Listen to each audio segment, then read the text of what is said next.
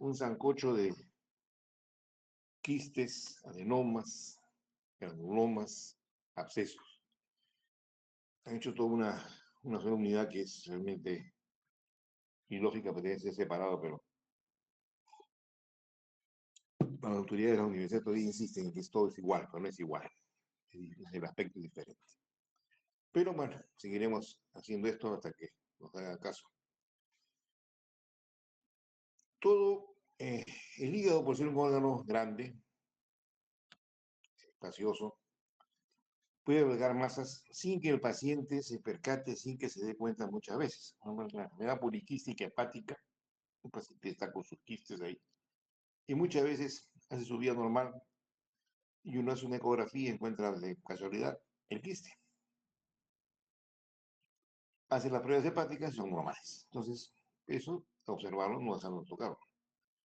Las mujeres en esta gestacional toman anticonceptivos orales y desarrollan los llamados adenomas, asintomáticamente también.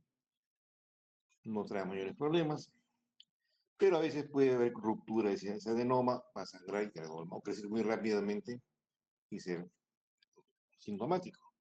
O en algunos casos raros, convertirse en un tumor. Pero en fin, eso ya son cosas que vamos a ver. Entonces, dentro de las masas que ocupan espacios de nuevos, los abscesos, en la primera diapositiva, los quistes, que son lesiones con líquido, que son de varios tipos, tumores, generalmente de tipo benigno, tendrías el adenoma que vamos a conversar ahora, y los granulomas, que son lesiones microscópicas. El ecografista puede ver absceso, quiste que sea más de 2 centímetros, tumores que sobrepasen los 0.5 centímetros, pero el granuloma no lo va a ver ni de vaina porque son lesiones que miden 0.3 centímetros, o sea, 3 milímetros. Entonces, eso no lo voy a poder decir, esto es un granuloma. Si dicen eso el ecografista, está que entiendo el cuento. Eso no se ve, solamente se ve por la biopsia hepática y por la prueba de laboratorio que nos indican que puede ser un granuloma. ¿Ok? Entonces, en ese sentido, no va de la mano eso. Ahora, dentro de los abscesos, tanto están atentos, ¿no? El hepático va a tener dos tipos de abscesos, el llamado amibiano o piógeno. Son dos tipos de grupos de abscesos. El hígado, por su tamaño y por su irrigación, tiene irrigación tanto por la vena porta que entra la sangre y viene todo el tubo digestivo hacia el hígado para ser corregida, transformada y repartida en la humanidad, y la sangre que entra por la arteria hepática, que da principalmente nutrientes y oxígeno. Entonces el hígado recibe irrigación tanto venosa como arterial. Mientras que otros órganos reciben solamente sangre arterial para nutrición, el hígado recibe dos tipos. La portal, que conlleva todos los nutrientes, proteínas, toxinas, las bacterias, todo al tubo digestivo, que van a ser depuradas por el sistema del RES, depuradas por las células hepáticas, para poder manejar eso y mantener una homeostasis. Entonces, el hígado se puede formar abscesos, bien sea por vía portal o por vía arterial. Enfermedades sistémicas que estén infectando al paciente, una sepsis, por ejemplo, puede hacer que en el hígado se crean pequeños focos de bacterias y hacer un absceso hepático, consecuencia de una septicemia.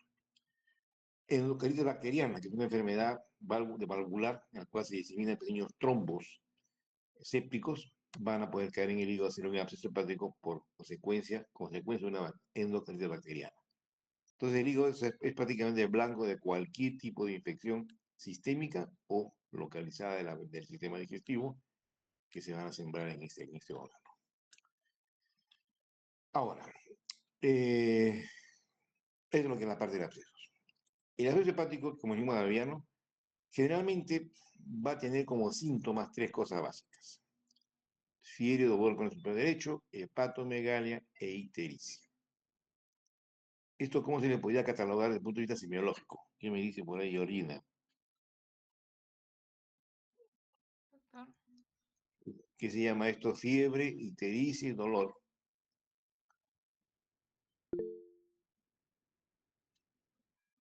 Mm, ¿Cómo le llaman eso? En la semiología. Tríada de Charcot, doctor. Correcto. Charcot se usa para hacer la triada para hablar sobre la vesícula inflamada e infectada. Sin embargo, el absceso hepático también te da una triada de Charcot, como ustedes verán.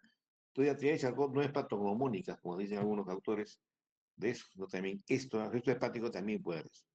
Entonces, llega un paciente de la emergencia, ictérico, con dolor, pálpito de grado aumentado de tamaño, puede estar en los nuevos como de la vesícula. Pero como tienes inflamado todo el hígado, tú le palpas, le duele y piensas que va a ser la vesícula. Si hay Charcot, vías biliares, a operarlo. No, no, un momentito, aguante el coche. Pides una ecografía para confirmar que si de repente la ecografía te da un absceso piógeno, un chupazo en el hígado. Entonces ya está hecho el diagnóstico. Das tratamiento, que vamos a indicar cuál es el tratamiento, de acuerdo a los criterios que vamos a ver. Ahora, como cuestión de cultura, como el lobo derecho es más grandazo y tiene más irrigación, es más frecuente que el absceso se quede en el izquierdo. Ahora, desde el punto de vista etiológico, en el tiempo ha habido cambios. Por los años 50 hasta los años 70, 80, la apendicitis era la principal causa de los piógenos, porque no se manejaba bien la antibiótico-terapia, no se manejaba bien la cirugía, entonces era la principal complicación que teníamos en estos casos. Hoy por hoy, con los nuevos antibióticos y nuevas conductas quirúrgicas, esa apendicitis ha sido retirada de como frecuencia de complicaciones, y hoy por hoy es la diverticulitis, que es lesiones del divertículo al lado izquierdo, que se inflama, se infecta, en un absceso, y ese absceso va por la vena porta y se localiza a nivel del hígado. Pero también tenemos la colangitis, todo lo que es vía biliar sucedida por cálculos, y también inducidas por la RCP. Esto fue también tema de discusión durante un tiempo, porque desde hace más o menos unos 20 años atrás, la RCP comenzó a entrar en boga, la colangitis endoscópica. En un principio lo usaron para hacer diagnóstico de enfermedades biliares, pero comenzaron a darse cuenta que más teníamos complicaciones que el diagnóstico correcto.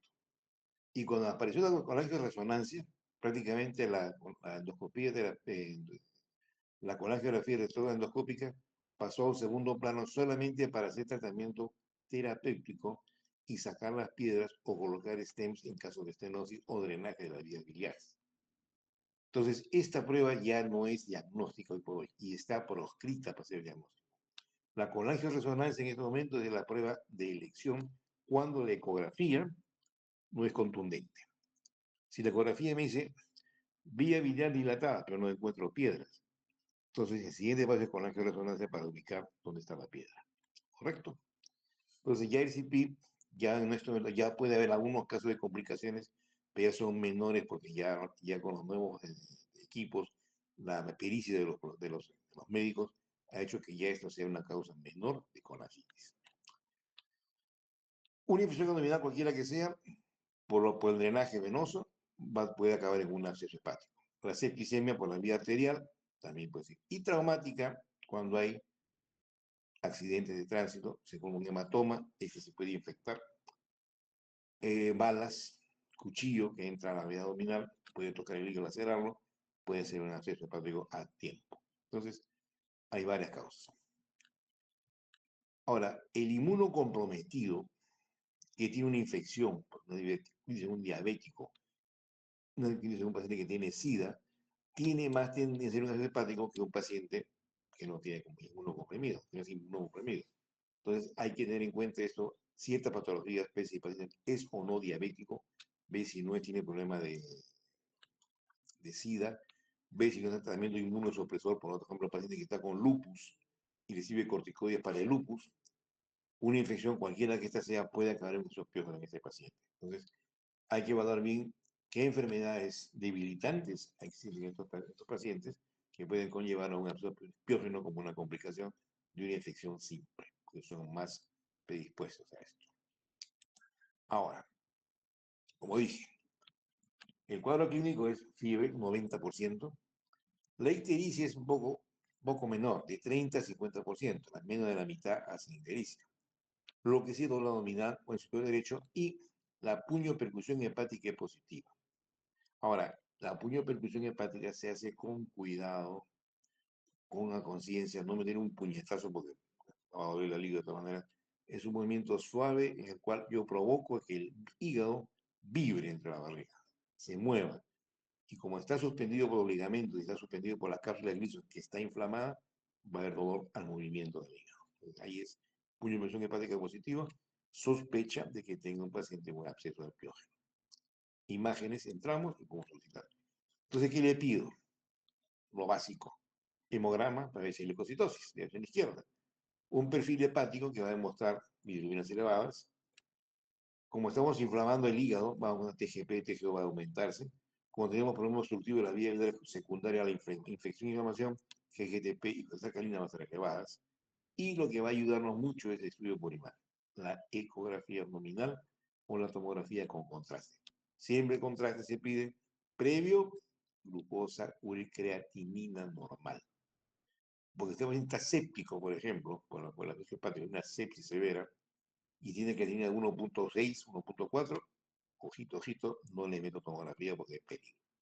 O una tomografía sin contraste, que tampoco no es muy buena porque no va a permitir ver estos parámetros. Entonces la ecografía en este caso nos va a ayudar, va a encontrar una masa hipodensa, que es líquido, en el hígado. Bueno, como decimos acá, el leucocito se va a ver, la transamina se va a elevar, se va a elevar, se va a elevar, la protonina se prolonga por el estado séptico y la urea puede elevarse, que sería un signo de mal pronóstico en estos pacientes, porque estamos teniendo una lesión renal positiva, en este caso, o el cardiobolismo está alterado. Ahora, las imágenes, la ecografía es la más cómoda, la más barata, está en la mano, la puedes encontrar si quieres. La tomografía está circunscrita por problemas de la creatinina y que no tenga lesión renal. Y la resonancia podría hacerse como un reemplazo de la tomografía que no requiera contraste. Entonces, es una ayuda. De otro lado, hecho el diagnóstico de absceso, tiene que ser medido de antemano. Y en realidad todo absceso por encima de 3 centímetros, la terapia es punción y aspiración, por más de 3 centímetros. De ahí para adelante, pues hasta 10 centímetros, lo aspiro bien, le dejo un drenaje para que consiga una adecuada salida de pus. Cefalosporina de tercera generación, 2 a 3 gramos por día, por un espacio de 3 semanas. En tratamiento de 2 a 3 semanas, aunque esté bien el paciente para evitar recidiva del absceso. Metronidazol, clindamicina, metronidazol para el caso de ameba, pero también cuando hay absceso hepático anaerobios, que hay cierta frecuencia, y clindamicina se debe agregar, o hiperina y hiperacina en caso de que sean resistentes, o clavulamina o amoxicilina en esta cantidad por 12 horas, cada 12 horas, por 3 semanas. Es importante que sea por 3 semanas. Ahora, en abscesos menores de 3 centímetros, me evito la punción de aspiración y solamente meto un bombardeo con antibióticos y el paciente va a ir muy bien. En abscesos muy grandes, 5 centímetros o más, la cirugía puede entrar para poder sacar el remanente que ha quedado, porque ese drenaje no es completo, entonces es mejor necesario sacar ese pedazo de lóbulo o ese segmento hepático comprometido para poder eliminarlo. Ahora, si yo tengo múltiples abscesos, la cirugía está indicada, porque no voy a poner, pues, si encuentro que tengo 6 abscesos ahí pequeños en todo el hígado, luego saco ese segmento hepático y se acaba el cuento. Pulso y aspiro y saco el resto. Entonces, vamos a tener que ver una evaluación bien desde el punto de vista de imágenes, tener un buen ecografista, un buen tomografista para que pueda determinar esos abscesos. Por ejemplo, acá en esta lámina que viene, una tomografía de un absceso. Acá, por ejemplo, ustedes van a ver una serie de cosas blancas y rayas que separan, que son septos. Estos son abscesos tabicados. Entonces, estas tabicaciones pueden tener como problema de que no sea adecuado el drenaje. Hay trayectos en contraste con lo cual que hay zonas de vascularización. Son bandas fibróticas vascularizadas. Entonces, esto puede tener como consecuencia que el drenaje no sea limpio. En este caso lo drenamos para sacar lo máximo que se puede de pus, damos antibióticos y en forma electiva lo operamos, sacando este pedazo de hígado que ya está comprometido. Felizmente es un par de acceso a un único grandazo. Pero también puede haber un gran acceso, que es un chupazo, ¿no? Prácticamente medio está comprometido, está pasando mucho tiempo. O como este otro señor que tiene, tiene todo el día con abscesos. Entonces acá tenemos que drenar el más grande, antibiótico terapia para cubrir y de más adelante la cirugía para limpiar eso. Esta es otra fotografía también que voy acá con abscesos múltiples que prácticamente conlleva que el lóbulo izquierdo para afuera, digamos con el derecho. O a la inversa, sacamos el derecho y sacamos el izquierdo. Y eso va a depender de cómo estamos cada caso tiene su problema. Ahora, el absceso ambibiano generalmente puede existir en relación a las amebas, me indica la causa más frecuente. Son gente que viene después de una diarrea severa, con una disentería severa, y al cabo de una semana hacen fiebre y comienzan a tener dolor en el cuadro superior derecho.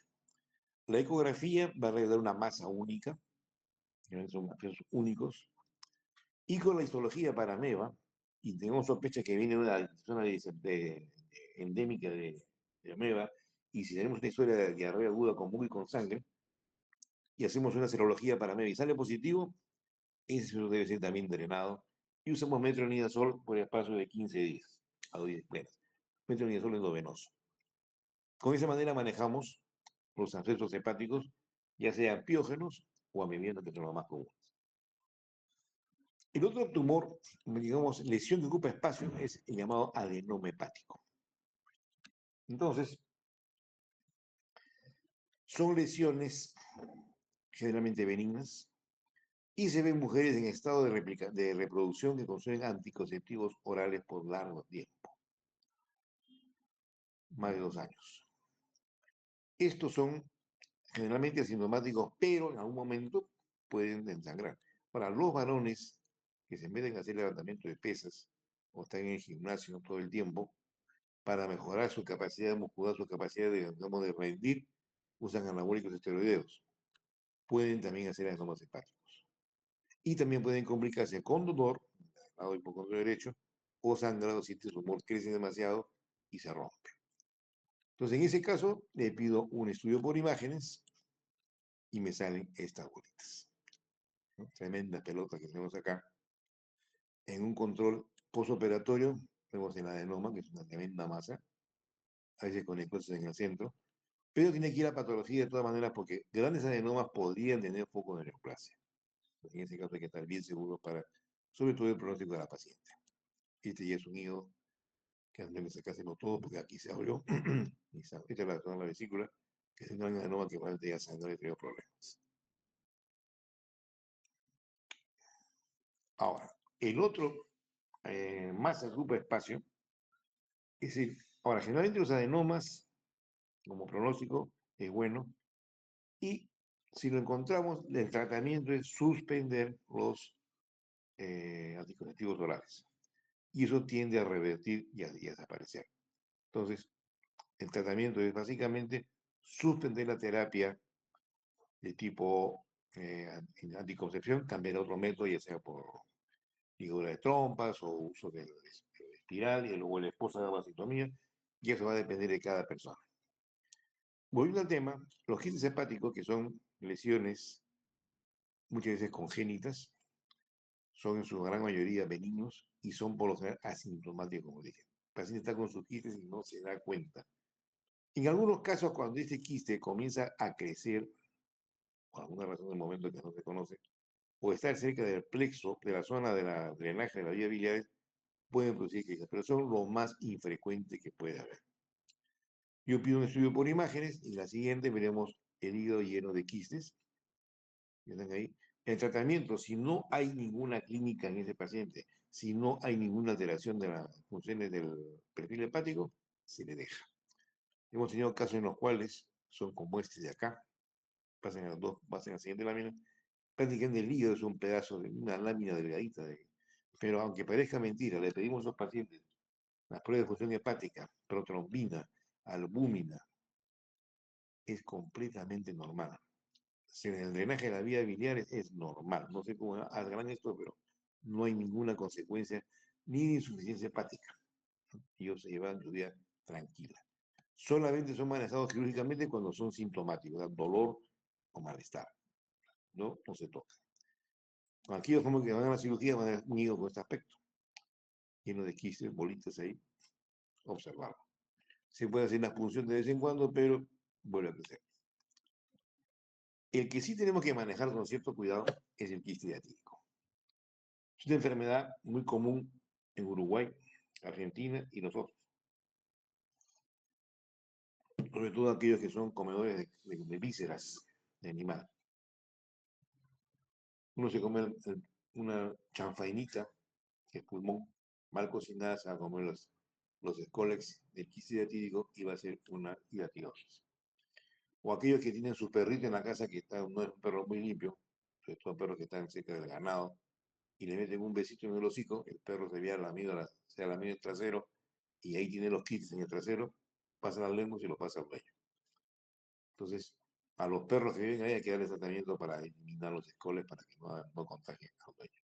O las excretas del perro, tener mucho cuidado que ahí están los quistes. En cuanto al quiste como enfermedad, prácticamente no da síntomas, salvo que este crezca demasiado. Pero después el paciente anda con su quiste y ni se da cuenta. Pero cuando da problemas, ese es el ciclo, perro, carnero, los escoles, que de casualidad pasa al hombre. El perro y carnero son elementos que lo tienen el quiste, andan tranquilos en su vida. Pero a nosotros nos cae la mala suerte que va al hígado, al pulmón o también puede ir al cerebro, raramente, pero puede haber. Y hay que tratarlo en esos casos. Ahora, cuando hay síntomas, que no es lo más frecuente, dolor por la masa que está creciendo, puede haber ictericia si es que este quiste obstruye las vías biliares, está cerca a la salida del hepático común, coluria como se puede ictericia, y la fiebre si se contamina, si se infecta, que puede pasar. Al examen clínico, masa papá de repente. Ahora, aquí, el examinador, mucho cuidado. Número uno, si lo palpo, una masa que se pone una bolsita, no se les ocurra, por favor, de hacerle percusión. Porque si percuten demasiado fuerte, revientan el quiste y revientan al paciente porque si el quiste se abre, todas las hijas van a meterse a la barriga y es peor que un cáncer. Porque se siembra la barriga de quistes y de un quiste único van a desaparecer otros 40 quistes más en la barriga por la siembra de los escoles. Entonces, nunca, jamás se percute un paciente en el cual tenga una masa palpable remitente. ¿Ok? Los pasan a la ecografía y le hacen su ecografía para ver. Pero no se metan a palparlo a golpes, ni tampoco puño de percusión hepática, porque pueden tener consecuencias funestas para el paciente. Diagnóstico, imágenes, van a ver el quiste, y la serología, método de ELISA, ya antes había una famosa prueba del arco quinto, ya eso ya está en desuso, ya está viejo, no es específico, el ELISA y el Western Blot son las mejores pruebas para ser confirmar que es un quiste diatídico. Lo demás es lo de menos. Hecho el diagnóstico, entre una ecografía, tremendo quiste. Esto va a tener que ser quirúrgico sí o sí. Aunque no lo quieran, tienen que hacerlo. Entonces, el tratamiento va a ser combinado. Primero doy su farmacología, tratamiento farmacológico, para que este quiste muera. Porque si yo logro operar este quiste que está a tensión, y por mala suerte, esto, el paciente cirujano entra y por punzarlo o por error mete un roce con el cuchillo y esto se abre, el paciente está pescadito frito porque esto tiene un montón de hijos. Y esos hijos se van a meter a la barriga y el paciente se va a sembrar de muchos pequeñitos y va a morir por esta enfermedad. Entonces, en ese caso, lo mejor es agarrar tratamiento médico, con lo que vamos a llamar secnidazol, para que este quiste muera. Y eso va a producir que en esa pared está acá, ligeramente se va a engrosar un poquito más y se va a calcificar. Tratamiento por largo tiempo, hasta que ve que el quiste comienza a reducir un poco de tamaño. Entonces yo de esa manera puedo tener al momento operatorio seguridad que todo lo que está acá ya está muerto. Entonces ya no tengo peligro de que el paciente se me siembre y le demos un regalo que no sabemos hacer. Por ejemplo, en la anterior opción vemos un quiste, tremendo quiste. Y el cirujano tiene que, por si de todas maneras, aunque el tratamiento médico haya sido exitoso, se ponen las gasas húmedas alrededor del abdomen para evitar que si se escapa algo, no pase a la cavidad abdominal. Mucho cuidado. Vean ustedes cómo se ven los quistes. Este es un quiste con 1, 2, 3, 4, 5, 6, más abajo. Hay que sacarlos con sumo cuidado para que no revienten, porque lo van a resembrar al paciente. Este es un caso que mide todo lo que le he sacado. Un montón de quistes de todos los tamaños. Es un partido de golf. Entonces, el manejo médico es con albendazol, 10 gramos por kilo por día, por 30 días, por 3 ciclos. O sea, cada ciclo 30 días, ¿no? 90 días, 3 meses de tratamiento para conseguir que ese bendito bicho esté muerto, a no sembrarlo. Y acto seguido, después de terminar eso, la cirugía. Y por supuesto, los métodos higiénicos para que no haya recaída con el consumo de alimentos contaminados. La chanfenita bien frita, no crudo. Y por último, entramos a lo que se llaman los granulomas, que son lesiones pequeñas de 1 a 3 milímetros. Por eso digo que el ecografista esto no lo ve ni de vaina. Y hay un montón de causas. Sarcoidosis a la cabeza, infecciones, a las más comunes son tuberculosis, el neumonoma tuberculoso, la sífilis, fiebre tifoidea y la brucelosis. 4 infecciones comunes: TBC, sífilis, fiebre tifoidea y brucela. Son los más comunes como se dice. Hay otras bacterias, pero en nuestro medio son las 4 más comunes. Cualquier tipo de micosis sistémica, blastomicosis, histoplasmosis, van a producir micosis en forma de granulomas. Parásitos que caen en el hígado van a producir reacción inflamatoria. Cirrosis biliar primaria son células gigantes, granulomas estériles, que son como secuencia de una enfermedad inflamatoria. Y los linfomas también van a producir granulomas. Entonces, 6 entidades, de las cuales la infección es nuestro medio más común es las infecciosas. Me acuerdo más o menos cuando estaba de R1 por el año 83, no me equivoco, sí, 81, 80, año 80 era residente de medicina interna, tuvimos una epidemia severa de tifoidea. Y como consecuencia tuvimos varios casos de granulomatosis hepática asociado a tifoidea. También en brucelosis, varios casos. Y también la tuberculosis, como su país tuberculoso netamente, vamos a tener esta infección. Desde el punto de vista, son problemas prácticamente inespecíficos de la clínica, por ictericia, no dice nada, y una gran presión asintomáticos, como en el caso de la sarcoidosis, ¿no? O el linfoma no se dan cuenta uno que tiene eso. A la biopsia hepática, es lo que equivale a ser la célula gigante multinucleada. En el caso de la TB, el seno y una sustancia hialina, es la clasificación.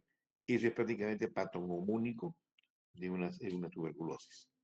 Ahora, las células de los granulomas de inclusive primaria pueden simular clasificación al centro, pero no son tuberculosis. Entonces la sensibilidad primaria puede engañarnos a células gigantes. Un aspecto también de cebolla, varias capas. Tenemos otra célula gigante, acá está con hialina, puede ser una célula en la TV. Entonces, yo tengo esto. Ahora, el diagnóstico de laboratorio, que no me olvidé de ponerlo, es importante, va a encontrar específicamente un PCR elevado, velocidad de sedimentación elevada, puede haber leucocitosis. El perfil hepático va a mostrar principalmente elevación de la fosfatasa alcalina y la gamma ultravioleta peptidasa en valores bien altos. Puede o no puede haber correspondencia de ictericia. Eso no es una colestasis, es una reacción inflamatoria de las vías biliares frente al granuloma que tiene la función biliar. Entonces, eso va a ser evidente. Va a haber una ligera hepatomegalia ligeramente dolorosa. Y la ictericia puede estar o no presente de acuerdo con compromisos de los conductos biliares. Y el manejo va a ser principalmente, como vemos acá, de enfermedad de fondo. Si tengo una brucelosis, tratamiento para la brucela. Si es tifoidea, tratamiento para tifoidea. Si es tuberculosis, manejo la tuberculosis. Si es un linfoma, manejo el linfoma. Entonces, depende de cada enfermedad que haga el diagnóstico, yo voy a hacer el manejo de esa enfermedad. Y aquí con esto terminamos esta parte. ¿Alguna pregunta transitoria que haya?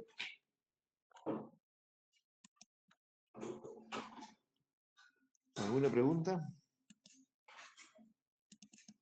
¿Alguna duda? ¿Algo que hayan leído, si que han leído? Bueno, entonces pasamos a la última parte, que es encefalopatía hepática. Normalmente, cuando ustedes tienen un hígado y tienen un compromiso de cirrosis, esta enfermedad que es progresiva va a llevar a una insuficiencia hepática, en la cual se va a revelar baja de albúmina, se pone ictérico, se llena de ascitis, hipertensión portal y la encefalopatía hepática presente por la discapacidad de este hígado de poder producir metabolismo adecuado tanto del amoníaco como de ciertas sustancias, ácidos grasos y ciertos aminoácidos que lo van a alterar, van a liberarse en sangre y van a ir al cerebro y en el cerebro van a tener encefalopatía. Es un fenómeno neuropsiquiátrico consecuente de que el hígado ya está entrando en una etapa de enfermedad severa. Esto inclusive son criterios en algunas partes para que el paciente ya entre a sala para hacer trasplante hepático. Pero esta encefalopatía hepática, acá la definimos, un síndrome neuropsiquiátrico. Tiene alteraciones neurológicas y psiquiátricas. El paciente rayado, el paciente está loco. ¿Está loco? No, no está loco. Está con lesión de encefalopatía. Asociado a múltiples factores, como hicimos en semiología. Factores de proteínas, factores de fármacos. Esos factores van a intervenir en la lesión hepática. Y esto va a estar porque hay una disfunción hepática presente. Ahora, no todas, y por supuesto es reversible. Yo curo el problema que lo descompensa este paciente, el paciente recupera su condición basal. No lo curo, basal. Lo regreso donde estaba el comienzo. Ahora, la encefalopatía hepática son de tres tipos, lo que es hepático. Falla hepática aguda, el tipo A, que se ve por forma, sobre todo en el caso de tomar acetomimetina en alta dosis por intento suicida, consumo de alcohol en grandes cantidades, que hace efectos también en la vía hepática aguda, en hepatitis viral aguda, de tipo A en niños, tipo A en adultos, o tipo B más C, o B, perdón, B más delta, hacen lesiones hepáticas agudas severas. O en pacientes que han sido trasplantados al hígado y hacen un rechazo de ese trasplante y hacen una falla hepática aguda. Entonces, hacen hepatía tipo A, que es netamente una lesión severa de edema cerebral. Este manejo es en la UCI, en relación con los neurocirujanos, para bajar el edema cerebral, que es lo que lo va a matar al paciente. El hígado se puede recuperar, pero es necesario a veces trasplante o a veces manejo de sostén para que ese paciente se recupere. El tipo B es paciente que tiene un shunt portosistémico sin enfermedad hepática. Estos shunts se van a ocurrir cuando hay trombosis de la vena porta, por linfomas, tumores, cualquiera que sea, una enfermedad de coagulación, entonces hace una trombosis de la vena esplénica, una trombosis de la vena porta, y hace falta hacer un shunt de emergencia para que el paciente no haga problema de hipertensión portal. Y eso va a dejar a un paciente que es encefalópata porque simplemente hacer un shunt evitamos que la sangre de la porta viene con toda la carga de amoníaco, se pasa a la sangre. Entonces el paciente va a ser encefalopatía secundaria a este shunt. Y por último, que es el tipo C, que está asociado a enfermedad crónica descompensada. ¿Okay? Entonces, tenemos ya las tres formas. Vamos a tocar ahora lo que es la tipo C, hepatopatía crónica como causa de la encefalopatía. Ahora, la encefalopatía puede ser hepática, puede ser renal, puede ser respiratoria, endocrina, diabético, puede ser alcohólica aguda, o infecciosa. Una septicemia puede tener encefalopatía. Entonces, hay que eso, al saber evaluar al paciente que llega a la emergencia, saber diferenciar si es diabético, no diabético, si es renal, no renal, respiratorio o no respiratorio. Entonces, el examen clínico es exhaustivo frente a otra gente que llegue a encefalopatía, ya me haga gastro, no. Se hace inmediatamente un examen clínico para descartar las otras encefalopatías que son prácticamente iguales en la clínica. O sea, la encefalopatía no tiene signos específicos, no son aspectos. El diabético, el aliento va a ser como si hubiera tomado sidra. El renal tiene un aspecto de la piel terroso, pues la piel seca. El hepático está generalmente con ictericia, va a tener asitis por lo general, va a tener una cultura de Dupuytren. Entonces, con ese examen clínico yo puedo por lo menos tener una idea que es un paciente cefalópata hepático de uno que no es hepático. Entonces,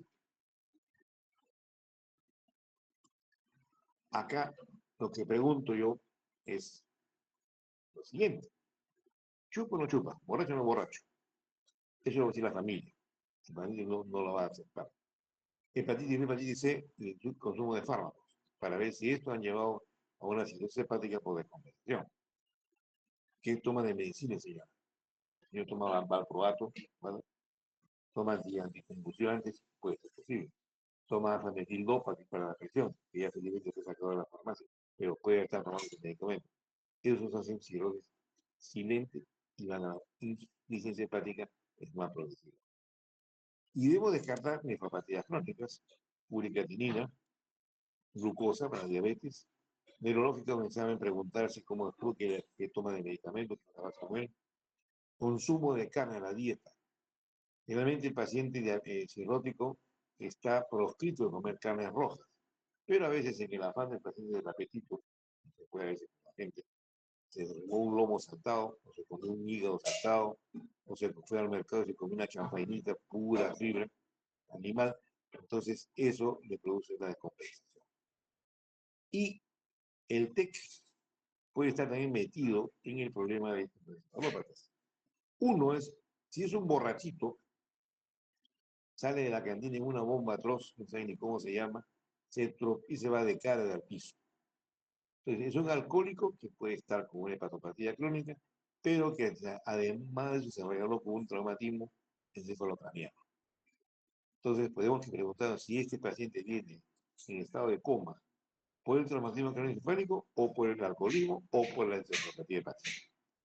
Eso hay que evaluarlo en emergencia, bien, exactamente. O sea, no decir esto es el cirrótico y ya está, no. Hay que evaluar, para estar bien seguro.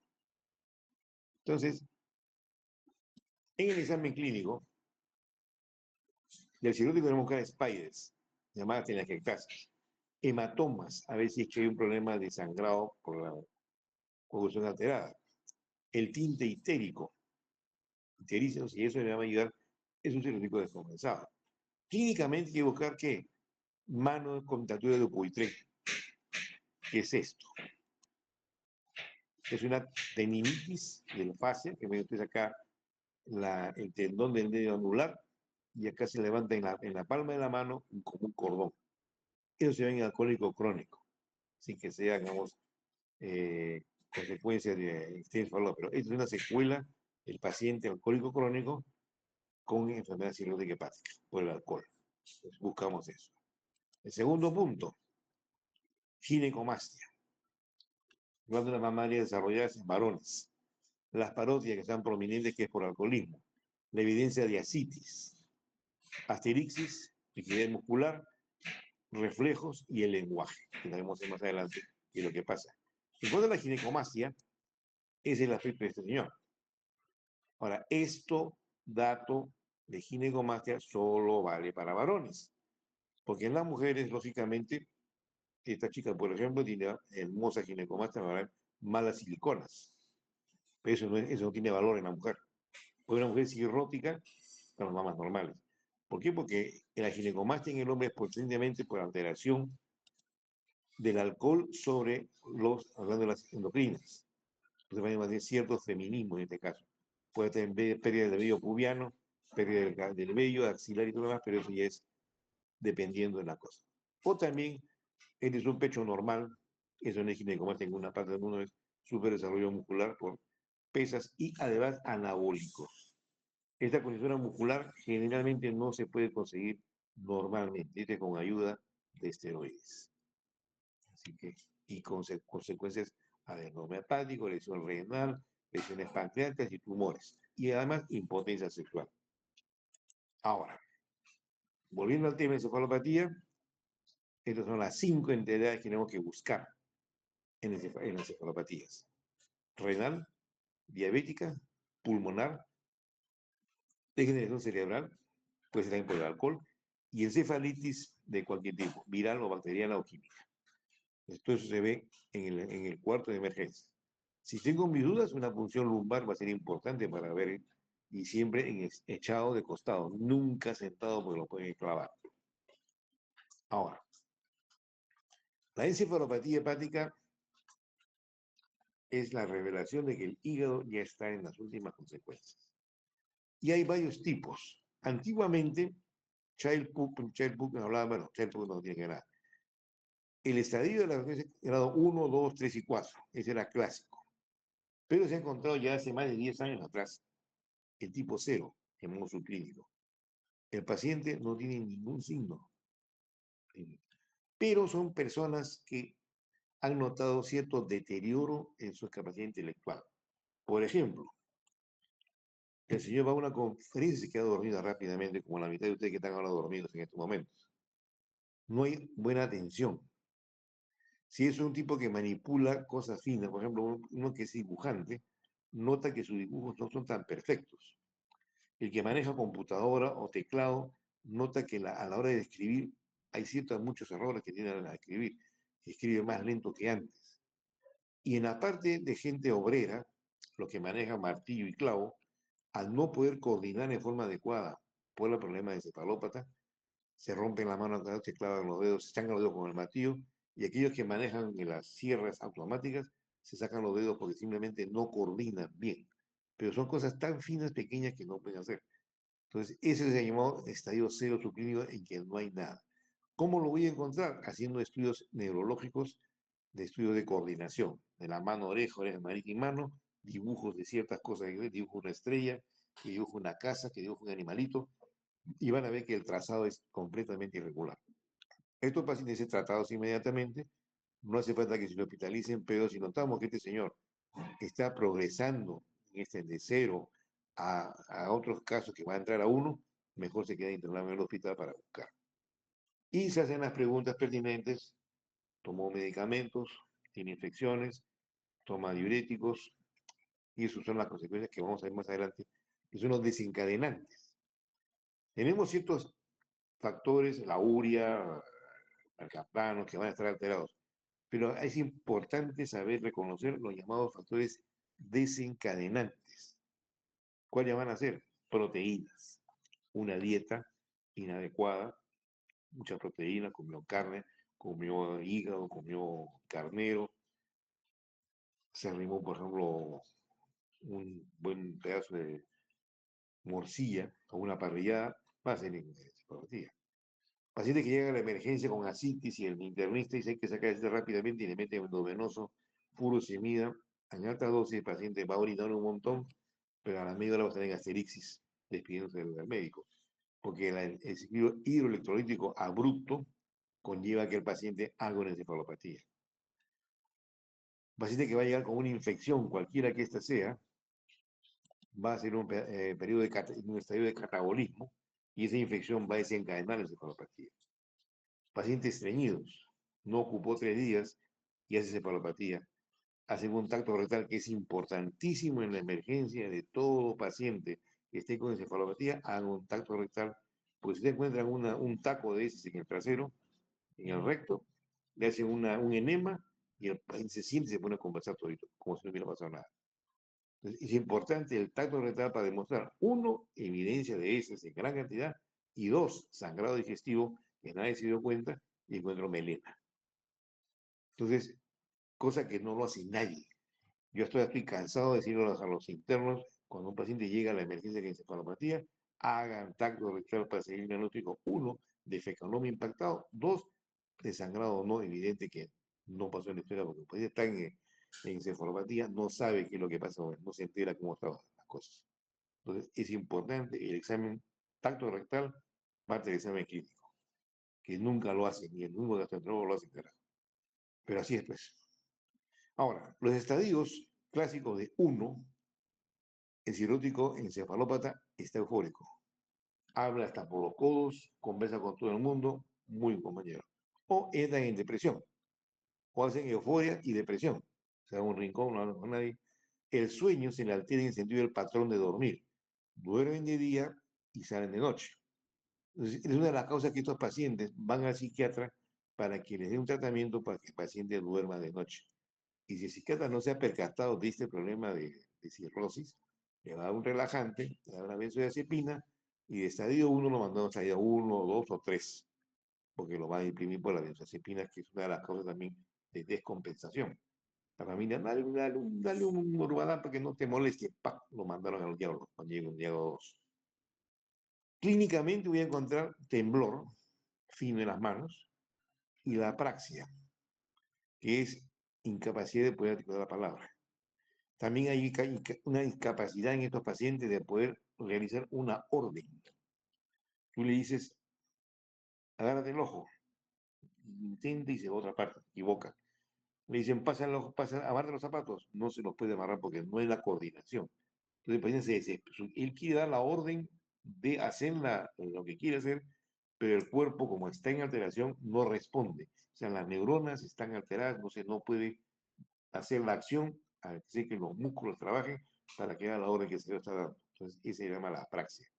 También hay dislalia, disartria en estos pacientes porque la lengua, el pubuloso, no va a estar funcionando de forma adecuada. Entonces, para ir a los una señora no quiere hablar y si le se enreda. Que también se va a ver en el paciente que está alcohólico. Porque el alcohólico agudo también va a estar con la incapacidad de poder pronunciar la palabra. Ustedes se dan cuenta cuando van a celebrar, se les pasa la mano, ya no saben ni cómo se llama ni saben lo que hablan. Ese es parte del examen clínico. Estadio 2, que es más profundo, y el paciente está somnoliento. Se duerme en clase, le doy la clase a ustedes, están dormidos, están apáticos, no tienen ganas de estudiar, pero están todos en encefalopatía de grado 2. Hay falta de memoria, cuando les hago una pregunta no me responden porque están en grado 2 y están desorientados, a veces se pierden y no llegan al servicio. Entonces, cuando tienen ustedes esta cosa, están en encefalopatía de grado 2. Clínicamente aparece la asteriscis, que es el llamado flapping, que es una contractura espástica de la mano cuando hago hiperextensión. Al paciente se le dice hiperextensión, estire la mano hacia atrás, doy la mano para atrás y extienda su mano. De esa manera va a haber ese movimiento. No hace falta que ustedes le doblen la mano para atrás. Dorsiflexión y el paciente comienza a mover la mano de atrás para adelante. Desde el punto de vista también clínico, los reflejos osteotendinosos se van a exacerbar. Va a ser un patelar más exagerado de lo normal y el furfullido en el hablar se hace más evidente. En grado 3, ya el paciente está más profundamente enfermo, se encuentra en confusión. Como no sabe lo que pasa ni lo que tiene, se pone agresivo. Coprolalia, con frecuencia. Se pone maquillado, grosero, lisura y media, y después no se acuerda lo que ha hecho. No paga las cuentas, encefalopatía. El asteriscis sigue presente, los reflejos se ponen más intensos y ya se agrega rigidez muscular. Es el llamado signo de la rueda dentada. Ustedes le mueven el brazo, una rueda dentada. Y por último, el grado de coma, es en el cual el paciente ya llega tumbado, no responde a los llamados. En la confusión, usted dice, señor, ¿cómo se llama? Ya está, frito. En el coma, ¡ay! ¡Pum! Lo golpean, lo cachetean, no responde el paciente. Ya no hay. ¿Es mejor o no? Si puso peor, señor. Es peor. Desde el punto de vista neurológico, van a encontrar que sería la pupila, pero se abre la pupila, y aquí hay una posición de descerebrado. Los brazos, rotación hacia adelante y las tienen doblados. Puede haber también Babinski en estos casos, pero un Babinski que cambia de lado de acuerdo a la intensidad del cuadro. Entonces, de esa manera yo puedo hacer el cuadro clínico de esa manera. Ahora, cabe recalcar que en el grado de coma hay cierto edema cerebral. Entonces, yo tengo que manejar al paciente para que de grado 4 me pase a 3 o me pase a 2 para que ese paciente no tenga secuelas.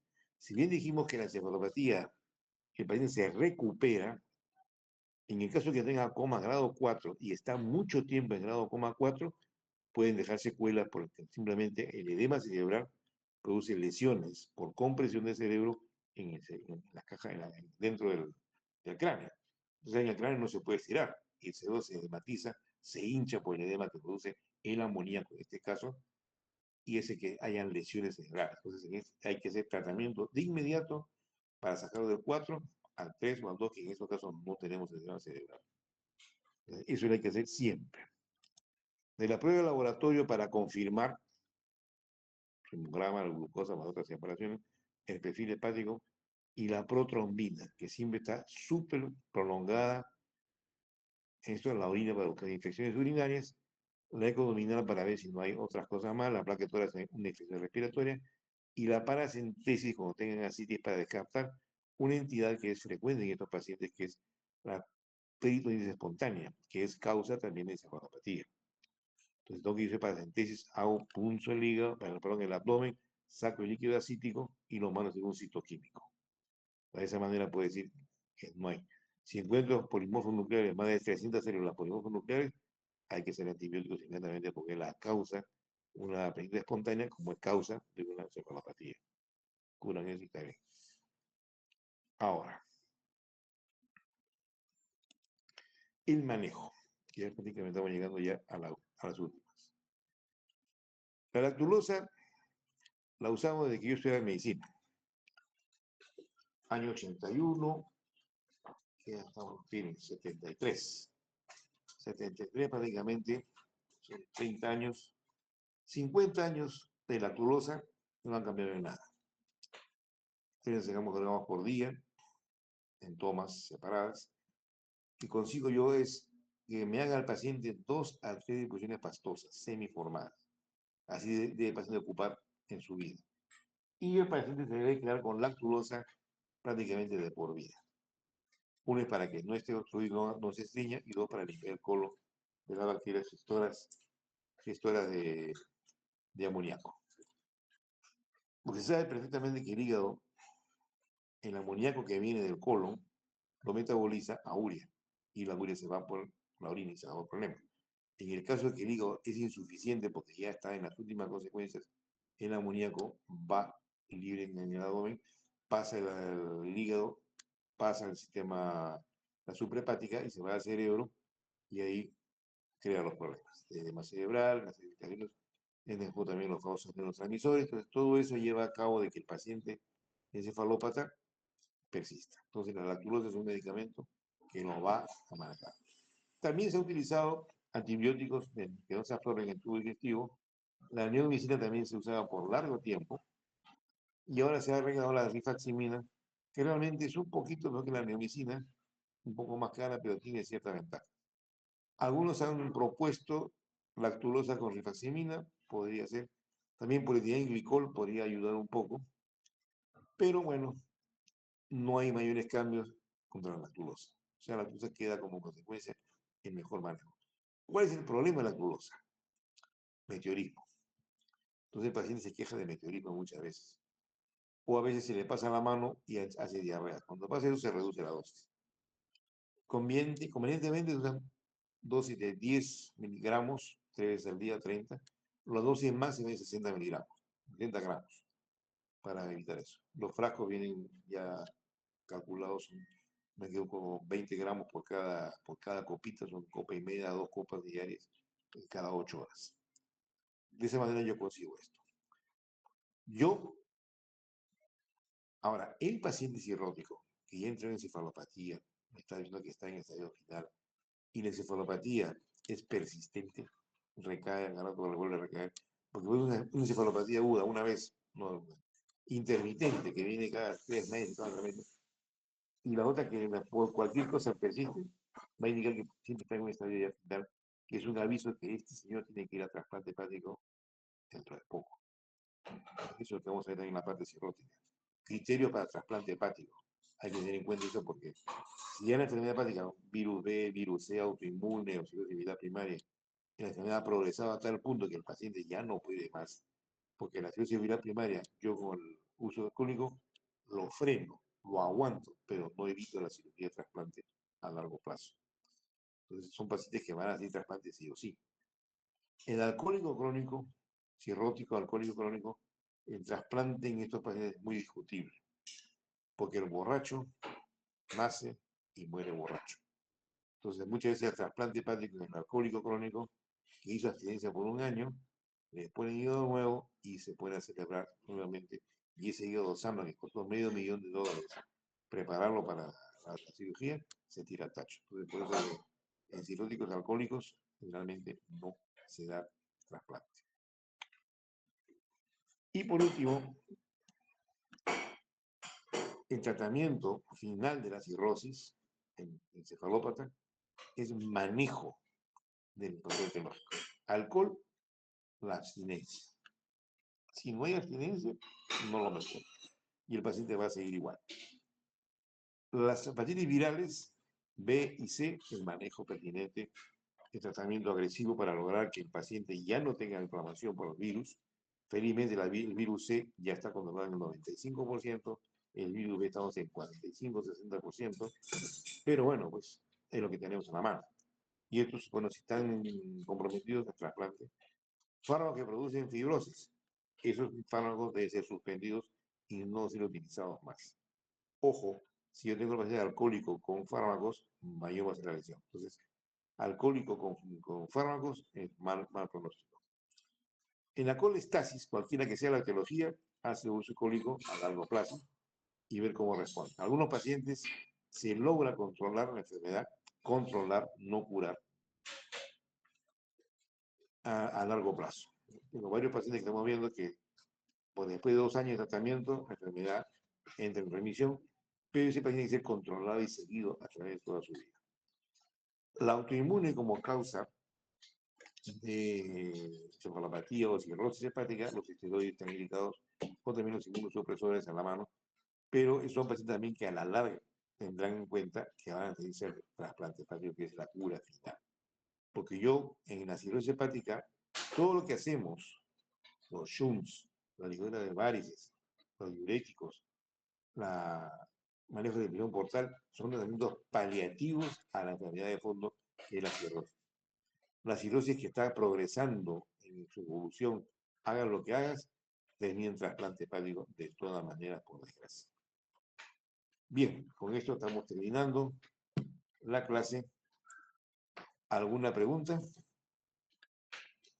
Sí, ¿Alguna doctor. duda que haya aparecido? Sí, ¿Alguna sí. duda?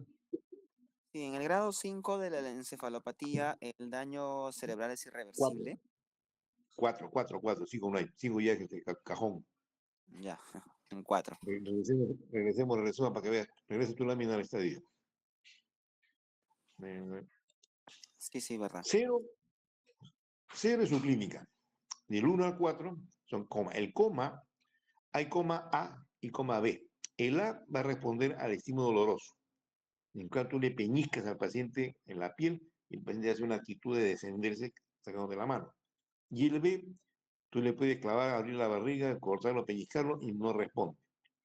Ambos están en un estado de edema cerebral por la misma enfermedad. Entonces hay que tratar de recuperarlo lo más antes posible para que el edema cerebral que tienen estos pacientes por el estado 4 no deje secuelas. Generalmente el 1, 2 y 3, el paciente lo recuperas y el paciente no va a hacer más, no va a dejar secuelas. El asterix, el hiperreflex, la fase de temblor tienden a mejorar. Pero el asunto es de que tiene un background, el paciente tiene un estado basal de lesión. El hígado está lesionado. Ahora, por otro lado, es necesario que el paciente con enfermedad cirrótica puede vivir hasta con 30% de células hepáticas funcionantes. Eso quiere decir que el hígado puede estar reventado en un 70%, pero el 30% que le quede mantiene el paciente en homeostasis. Por eso es que el Chaila, por ejemplo, que se llama con cirrosis, Tiene todo normal, no tiene ascitis, no tiene ictericia, no tiene encefalopatía, tiene albúmina normal y protomina normal, pero es un cirrótico, ya anda por la calle sin ningún problema. Entonces, eso quiere decir que la cirrosis va a estar presente en estos pacientes, aunque aparentemente sean normales. Entonces, si yo le hago una biopsia hepática, voy a encontrar cirrosis.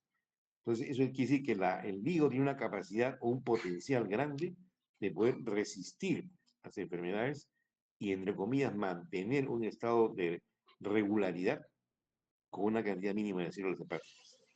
Pues puede ser cuando ya el hígado sobrepase ese límite, aparece todo esto. La hipertensión portal, el sangrado y toda la encefalopatía, que es un signo de que la cosa está yendo mal.